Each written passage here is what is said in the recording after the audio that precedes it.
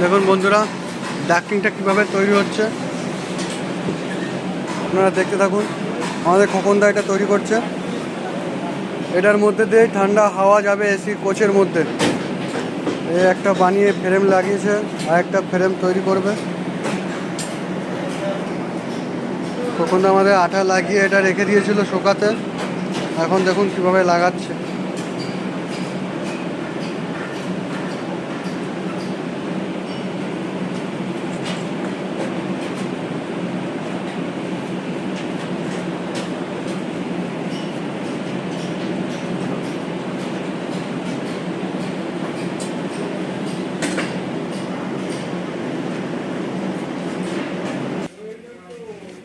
এইভাবে এক সাইড তৈরি হবে, দিয়ে আবার আরেকটা সাইড তৈরি করে গাড়ির প্যাকেজের সাথে লাগিয়ে দেবে।